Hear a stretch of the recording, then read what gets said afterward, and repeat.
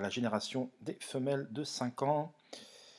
Et déjà 2 noms partants, le 2 et 6, Jet Society, notamment les Jazz des Granges. Le départ est donné, et donc Jeanne Marosa, parti au Rangalo, cet élève Daniel Delaroche, disqualifié. Voilà, le numéro 15, Justicia Glam, prend un excellent départ avec Jalouse Olivry, qui vont longtemps occuper les avant-postes de cette course avant de devoir se contenter de petites places. Elles vont trouver de meilleures assaillantes qui viendront les priver d'un meilleur classement. Joël du Citrus, pour l'instant, un bon parcours dans le sillage des premières.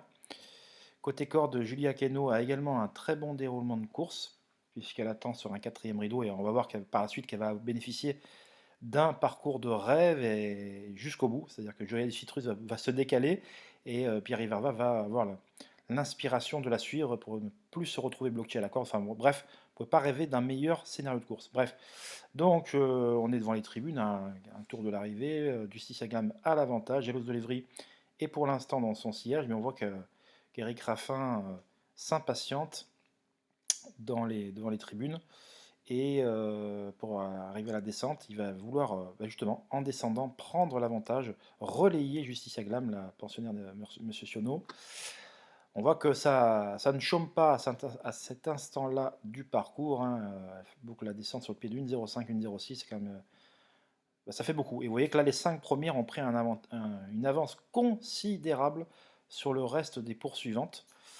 Et donc forcément, ça va peser dans la balance. Jamaica, malheureusement, eh bien, vu l'allure qui s'est accélérée sèchement, perd la cadence avant d'aborder la plaine et se met au galop et disqualifiée. Malheureusement, elle était en vue, elle avait une chance, mais elle n'a pas supporté la brusque accélération en tête de course. Joma EV est en 5e position, Jet 7 est 6e.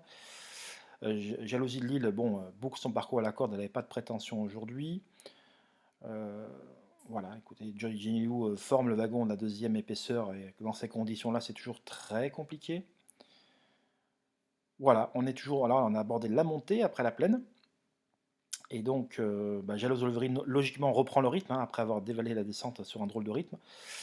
Forcément, on ne peut pas aller vite d'un bout à l'autre. Justicia Glam est toujours dans son sillage. Joël du Citrus, là, se décale.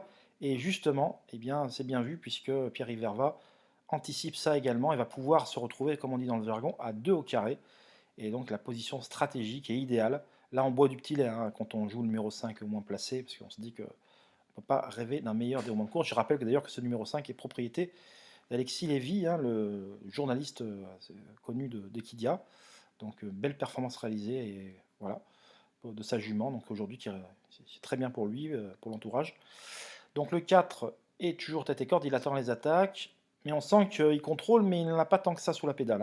Et Jalus Citrus s'est décalé, mais reste sur place. Quant à l'extérieur, Javadalama, qui faisait une rentrée de 2 mois, qui avait été affûté en conséquence, passe à l'attaque. Et là, on se dit qu'elle va les avaler tout couru.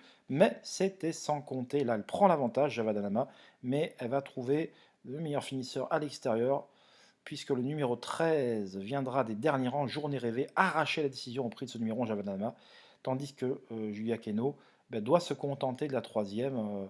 Voilà, c'est ce qu'on peut dire sur ce quintet. Journée rêvée, la dernière assaillante, qui avait été vraiment patiente et qui est venue créer la décision tout à la fin, aux dépens du numéro 11, Javadanama, auteur d'une excellente semi-rentrée. Le numéro 5, Julia Keno, est une probante troisième. Jalouse de Lévry est courageuse quatrième. Et en dedans, le 15, donc, qui était toujours dans le sillage Jalouse de Lévry, conserve de peu la cinquième place, aux dépens de Jolie Indienne, le numéro 9, qui revient de loin accrocher une méritoire sixième place, assurément.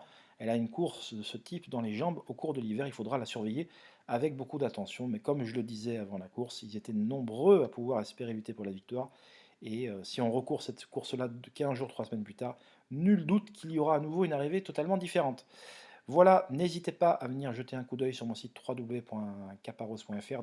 Je vous annonce que j'ai de très très beaux jeux simples à vous faire jouer dès ce dimanche, avec un choix que je sens énormément. Lundi, une grosse info également, avec une interview à ne manquer sous aucun prétexte. Réellement, je vous le dis, n'hésitez surtout pas à quelques jours de Noël à essayer de glaner des informations capitales pour vos jeux sur www.caparos.fr. Je vous embrasse toutes et tous. Passez d'excellentes fêtes de fin d'année et on se dit à très vite. Bye bye.